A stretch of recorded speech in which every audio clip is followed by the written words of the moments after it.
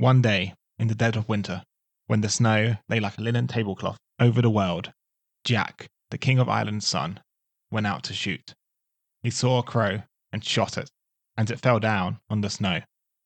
Jack went up to it and thought he had never seen anything blacker than that crow, or redder than its blood, or anything whiter than the snow about it.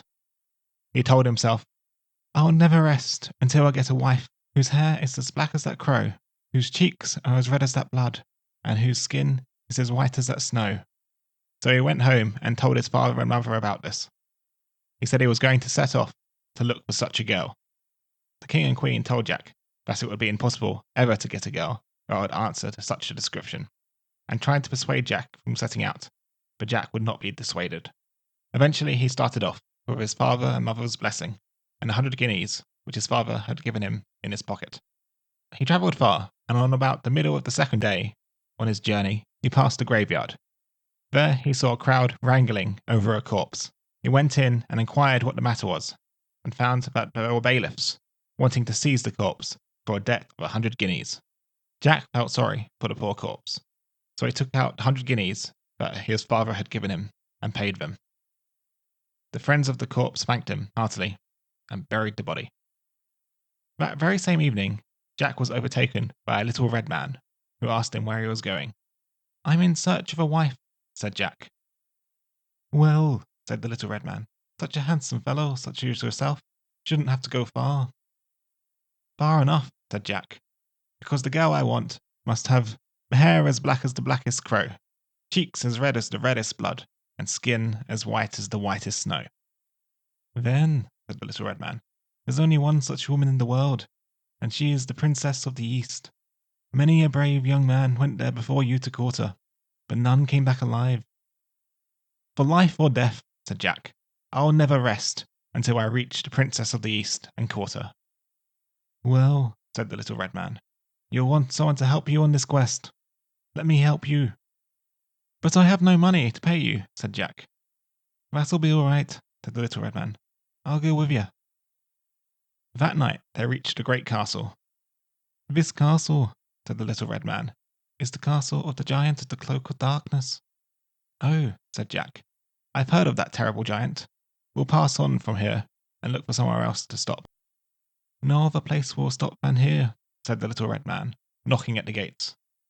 Jack was too brave to run away, so he stood by the little red man till a great and terrible giant came to the gates and asked what they wanted. "We want supper and a bed for the night," said the little red fellow. "That's good," said the giant. "I want supper and bed too. I'll make my supper off of both of you, and my bed on your bones." Then he let out a terrible laugh that made the hair stand up on poor Jack's head. But in a flash, the wee red fellow whipped out his sword and struck at the giant. And the giant pulled out his own and struck at the red man. They fought a terrible fight, but in the end, the red man ran the giant through the heart and killed him. They spread for themselves a grand supper with the best of everything and had a good sleep. In the morning, they started off again, the red fellow taking with him the cloak of darkness. That night, they reached another castle. "What castle is this?" asked Jack. "This is the castle of the giant of the purse of plenty," said the red man. "I've heard of that terrible giant," said Jack. "We'll look elsewhere tonight." "No, we'll stop here," said the red man. "No danger ever frightened me in all my life." He knocked at the gates, and the giant came out roaring.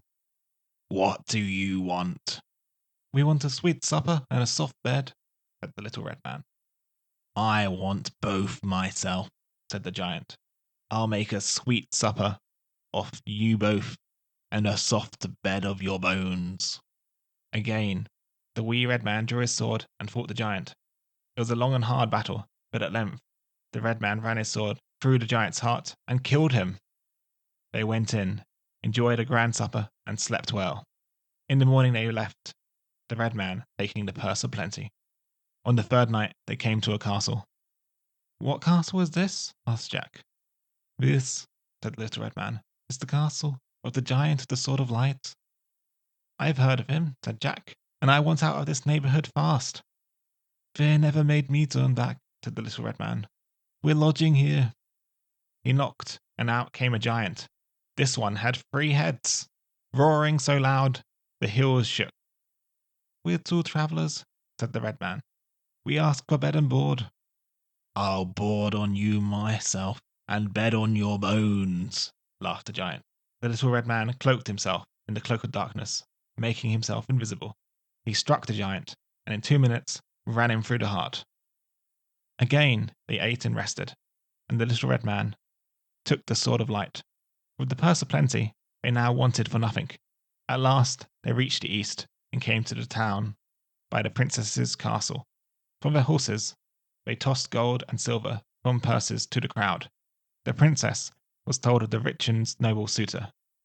She sent for Jack, and when he entered, he was enchanted. Her hair was black, her cheeks red, her skin white, just as he had dreamed. "I hear you have come to court me." "That I have," said Jack. "I give 3 tasks. Fail one, and you lose your head.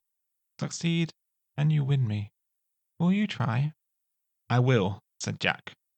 She then showed him a garden of heads, 364 bushes, each with a head, and one empty. "There's one bush without a flower yet, Jack, but in less than 3 days I hope to see your head flowering on it." That night she took out a comb. "I will wear this all night, but spend time between midnight and cockcrow, neither on the earth or under it. You must have this comb for me by morning." Jack wandered the garden in despair, not knowing what to do. The red man came and asked him what was wrong. Jack told him, and the red man said, "Keep heart." He used the cloak of darkness and followed the princess to hell. There the devil greeted her with a kiss. The red man snatched the comb from her head and gave it to Jack. In the morning, Jack gave the comb to the princess. She was furious. That night, she showed him a diamond ring and said he must have it by morning. The red man again followed her to hell and snatched the ring. Jack gave it to her at breakfast. She was doubly furious. "Your 3rd task," she said, "is this. You must bring me the lips I kiss between midnight and cockcrow." Again Jack despaired, but the red man reminded him of the sword of light, which was never made by a mortal man. That night he cloaked himself and followed the princess to hell. He saw the devil kiss her and sliced off the devil's lips with the sword of light. In the morning, Jack handed her the lips. She trembled with rage, but Jack demanded her hand in marriage, and she consented. After the wedding, the red man gave Jack 10 blackthorns. "Break one on your wife each morning for 10 mornings," he said. "You'll have a good wife on the 10th day." Jack did as told. With each blackthorn, a devil left her. On the 10th day, she was perfect, gentle, good, and beautiful. The red man said, "Remember the 100 guineas you spent to bury a corpse? It was I whom you buried. I've tried to repay you." Then he vanished, and Jack, along with his new wife, lived long and happily ever after.